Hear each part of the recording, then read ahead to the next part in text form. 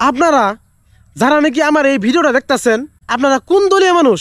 কংগ্রেস দলীয় হন তাহলে ভিডিওটা লাইক করবেন, আর যদি এআইডিএফের দলের মানুষ হন তাহলে কিন্তু ভিডিওটা শেয়ার করবেন।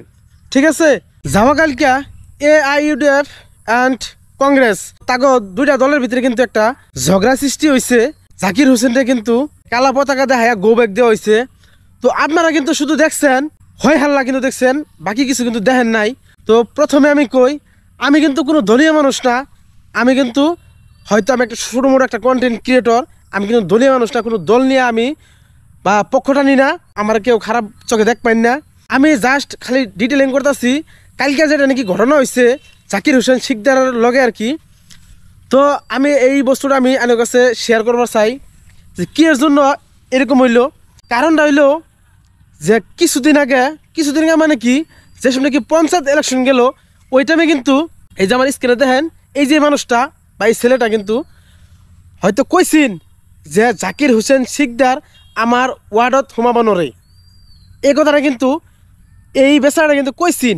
ঠিক আছে, জাকির হোসেন শিকদার কইছিন বা ধর্ণা দিছিন। তো অবশেষে এই মোটামুটি কয়েক মাস পরে কিন্তু চ্যালেঞ্জ হিসেবে কিন্তু কামটা করছে। আপনারা খালি দেখছুন যে হয় হাল্লা করতেছে, দৌড়াদৌড়ি করতেছে। কে লেগে দৌড়াদৌড়ি করলো বহুতই জানুন না, কিন্তু খালি দেখতেছুন যে দৌড়াদৌড়ি করতেছে। তো এটাই এনে গো দেহাবার লেগে আইলাম বা কভার লেগে আইলাম যে অরিজিনালি কি এর জন্য এই ঘটনাখানি হইল। তারপরেও যেদিনকে নাকি হয়তো আন্দোলন করছে বা গোবেক দিছে, কালা পতাকা দেখায় গোবেক দিছে জাকির হোসেন শিকদারের, তো উনি কিন্তু ওই মিটিংয়ে আইছিল, ওই টাইমে কিন্তু গোবেক দেওয়া হয়েছে।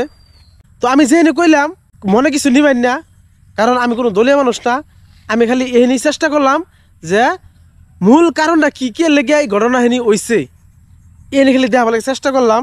যেমন কান টানলে মাথা আহে, এরকম কিন্তু হয়েছে এই ব্যাপারটা। তার মানে এই কাজিয়াটা হয়েছে কারণ পঞ্চায়েত ইলেকশনের টাইমে কিন্তু এই জেলা পরিষদ আছেন দুইজন মানে কি দুইজনের মধ্যে কন্টেস্ট ছিল।